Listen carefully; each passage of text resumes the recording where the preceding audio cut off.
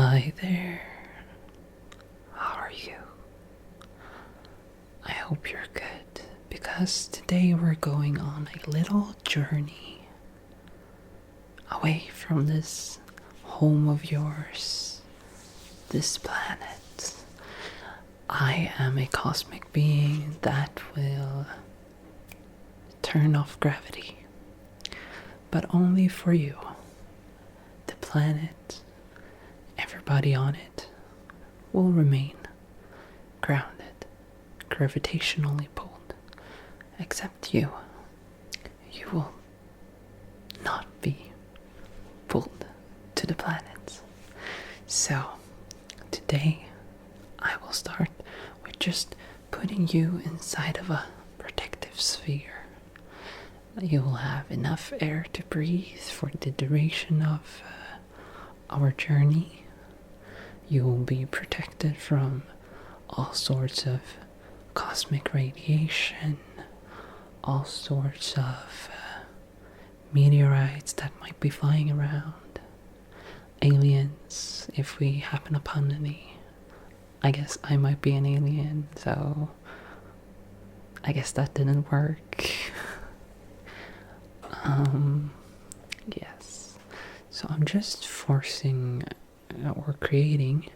forcing it into existence. This little sphere of protection around you. And as I said, it will keep you safe during our little journey here. And yeah. So I think that should be a sufficient enough bubble for you. Now, if I were to just turn off gravity right now, you would just fly straight into a wall. That wouldn't be very comfortable. So, we will start by just peeling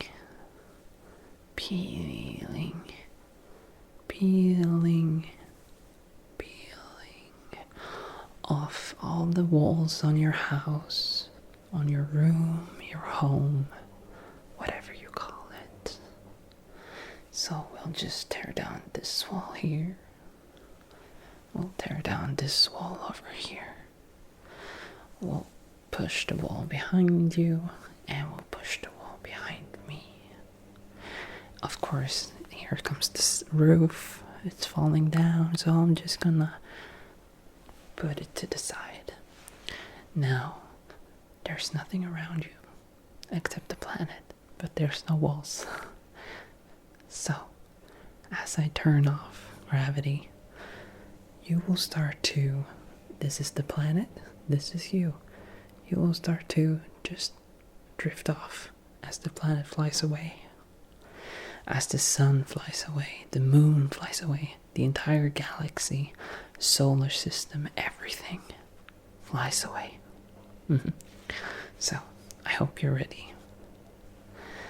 Yes, it will feel a little bit strange. Have you ever flown on a plane? You know how there's like this pressure change. The air, of course, will be contained within the bubble, as will you. So there's like a mini gravitational pull inside the bubble, I guess. But yeah, it feels like when you're accelerating or decelerating on a plane. So I will count down from 20.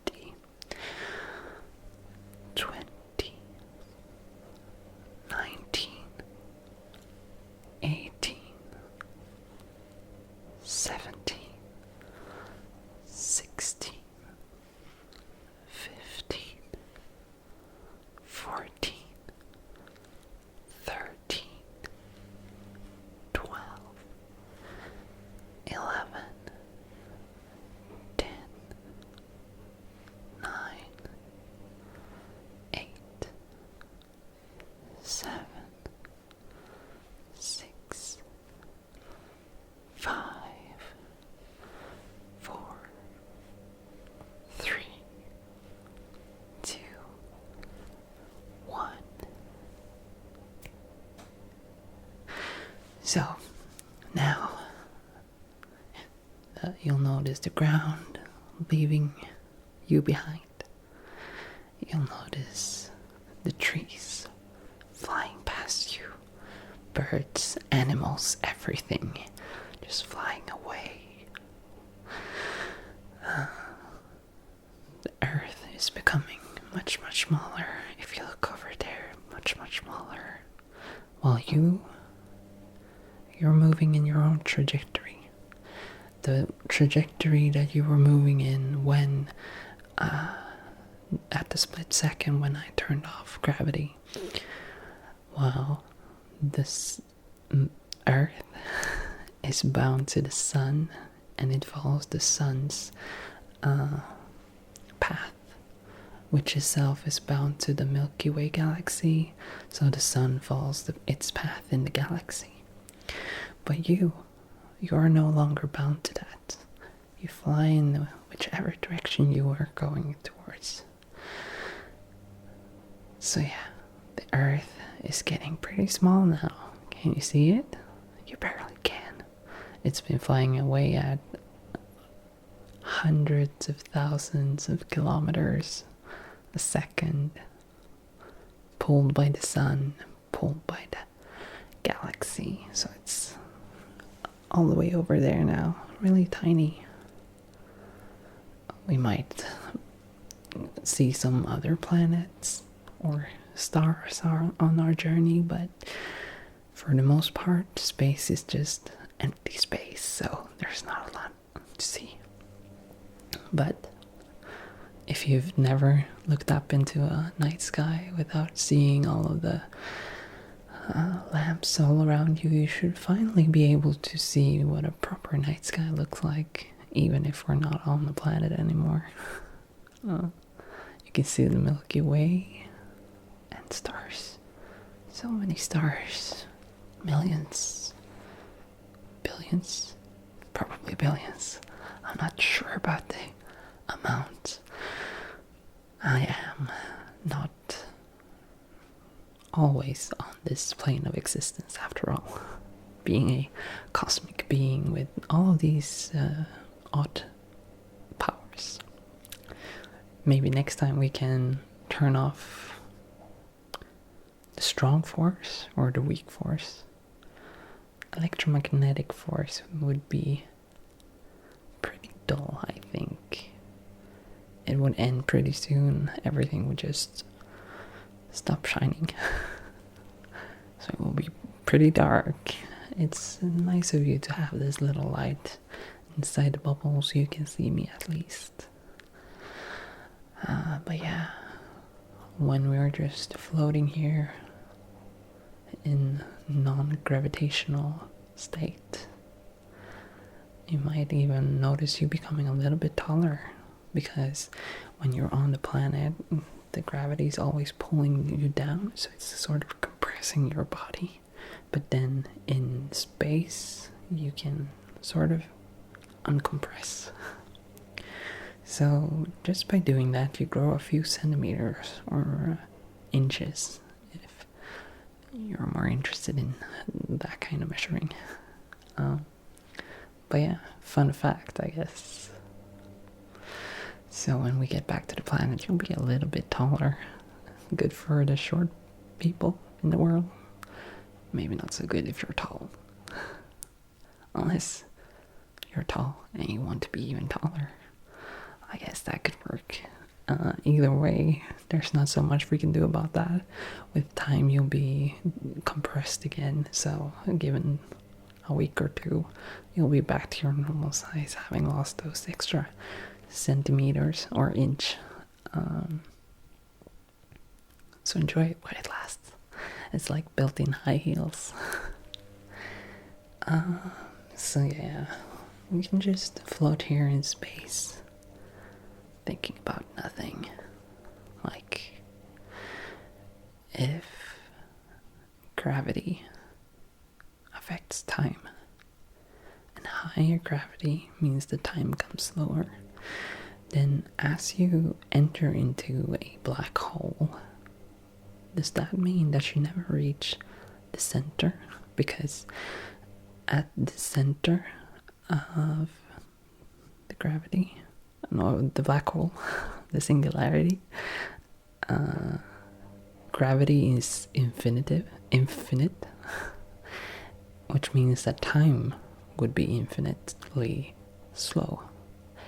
So, does that mean that if I were to send you into a black hole, that by the time, even from your perspective, it might just take 30 seconds, but from an outside perspective, you will never reach the center, because as gravity increases, time becomes so unfathomably slow that you actually can never get to the center. Does that mean that if you do enter a black hole, before you're able to reach the center, you'll actually be just ejected as the black hole evaporates, and you'll find yourself billions of years in the future, just in space? Of course, I can't imagine that a black hole evaporating would be a very fun thing for all the mass and particles inside of the black hole.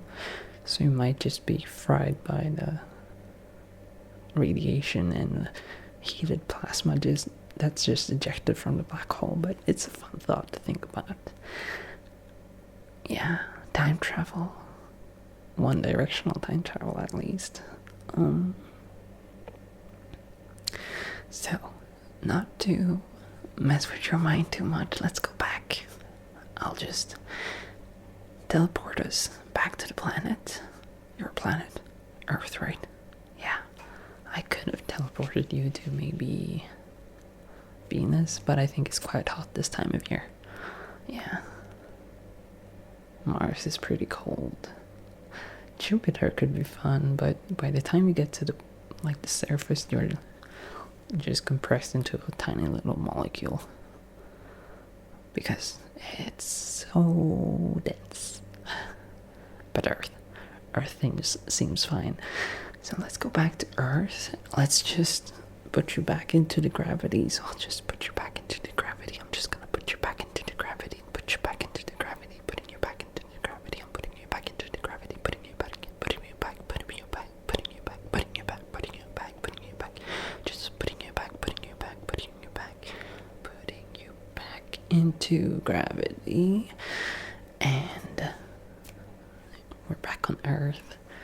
You are where you started, and yeah, I hope you had fun.